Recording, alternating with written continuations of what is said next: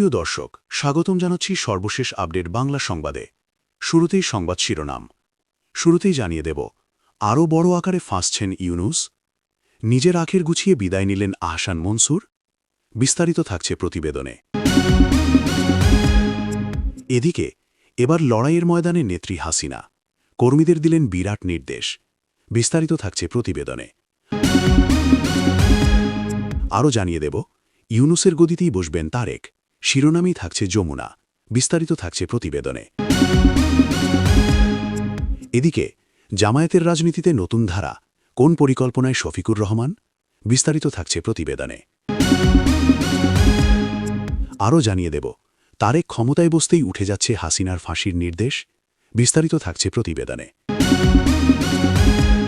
এবং সর্বশেষ জানিয়ে দেব, আগরতলা ঢাকা কলকাতা বাস পরিষেবা, বন্ধুত্বের পথে মোদি তারেক, ঘুরে যাচ্ছে সব সমীকরণ।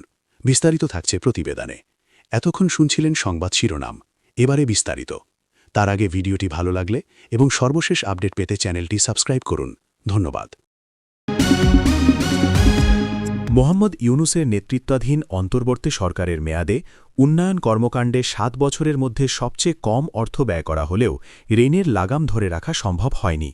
অন্তর্বর্তী সরকারের ১৪ মাসে দেশের ঋণের পরিমাণ বেড়েছে ২,৬০,২৫৭ কোটি টাকা।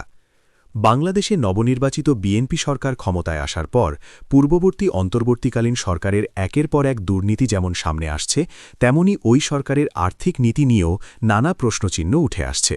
যেমন মোহাম্মদ ইউনূসের অন্তর্বর্তী সরকার বিগত ১৮ মাসে তেমন কোনো বড় বা মাঝারি প্রকল্প ঘোষণাও করেনি, চালুও করেনি, বরং বহু বিদেশি প্রকল্প বন্ধ করে দিয়েছে।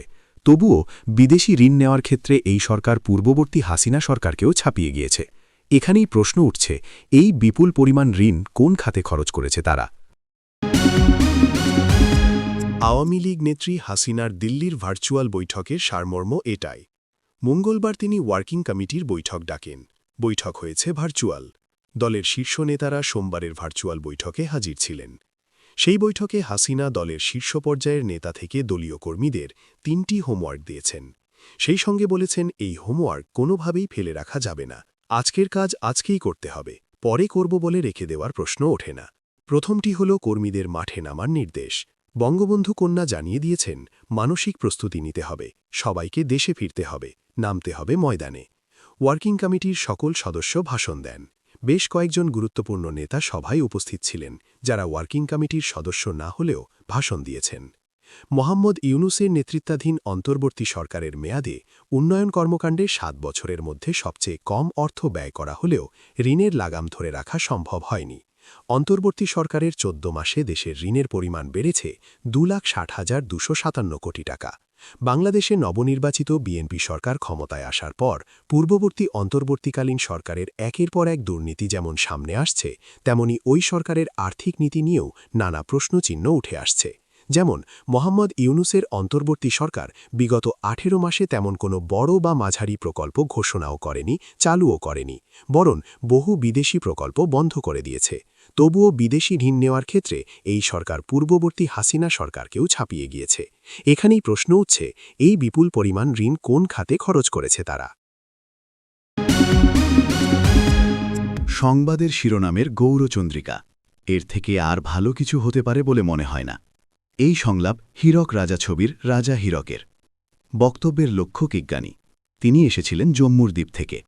আর সংবাদের শিরোনামে যিনি, তিনি অবশ্য জম্মু দ্বীপের বাসিন্দা না হলেও প্রবাসী, ছিলেন ফ্রান্সে। সেখানে থেকে তিনি আচমকাই বাংলাদেশে ফিরলেন এবং গদিতে বসলেন। ঠিকানা হল রাষ্ট্রীয় অতিথি নিবাস যমুনা। নিন্দুকেরা বলছে ওটা যমুনা নয়, যন্তর মন্তর ঘর। গত ১.৫ বছর ধরে তার কার্যকলাপ যে কোনো রহস্য রোমাঞ্চ সিরিজকে হার মানায়। ১৮ মাসে একাধিক ঘটনা প্রবাহের সাক্ষী রাষ্ট্রীয় অতিথি নিবাস যমুনা। হেয়ার রোগে অবস্থিত যমুনার আয়তন প্রায় ৩.৫ একর। যমুনার পাশের ২৪ এবং ২৫ নম্বর এই দুটি বাংলায় এখন সাবেক প্রধান উপদেষ্টার নিরাপত্তায় নিয়োজিত বাহিনীর ঊর্ধ্বতন কর্মকর্তারা থাকছেন। সাবেক প্রধান উপদেষ্টা যমুনা থেকে চলে গেলে এই দুটি বাংলো প্রধানমন্ত্রীর নিরাপত্তায় নিয়োজিত বাহিনীর কর্মকর্তাদের জন্য বরাদ্দ থাকবে। বাংলাদেশের রাজনীতি বড়ই অদ্ভুত। দীর্ঘকালীন সময় ধরে বাংলাদেশের রাজনীতিতে দুটি রাজনৈতিক দল কার্যত ক্ষমতা ভাগাভাগি করে নিয়েছে। আবার বাকি সময় হয় সেনাশাসন, না হয় কোনো অন্তর্বর্তী সরকারের অধীনে ছিল বাংলাদেশ। এই দুটি রাজনৈতিক দল হল বাংলাদেশ আওয়ামী লীগ ও বাংলাদেশ ন্যাশনালিস্ট পার্টি বা বিএনপি। কিন্তু 2026 সালের ত্রয়োদশ জাতীয় নির্বাচন অনেক কিছুই বদলে দিয়েছে। এই নির্বাচনে আওয়ামী লীগ না থাকার সুযোগে জামায়াতে ইসলামী বাংলাদেশ বিরোধী দলের মর্যাদা পেয়েছে। তাদের পক্ষে আসন সংখ্যা সুবিধাজনক না হলেও 1/3 দখল করে একটি শক্তিশালী বিরোধী পক্ষ হওয়ার মতো জায়গায় আছে। জামাতের ঝুলিতে রয়েছে 67 আসন, জোট সঙ্গীদের ধরে 77 আসন। এই সংখ্যা একটি শক্তিশালী বিরোধী রাজনৈতিক দলের জন্য যথেষ্ট। এখন প্রশ্ন উঠছে, জামাত এই প্রথম বিরোধী আসনে বসল, তারা কি পারবে সত্যিকারের বিরোধী দলের ভূমিকা পালন করতে? আওয়ামী লীগের ভবিষ্যৎ কর্মসূচি নিয়ে মঙ্গলবার সকালে দলের ওয়ার্কিং কমিটির বৈঠক করেন শেখ হাসিনা। ভার্চুয়ালি তিনি বৈঠকে যোগ দেন। আওয়ামী লীগের এক প্রেসিডিয়াম সদস্যের বাড়িতে মিলিত হয়েছিলেন ওয়ার্কিং কমিটির সদস্যরা।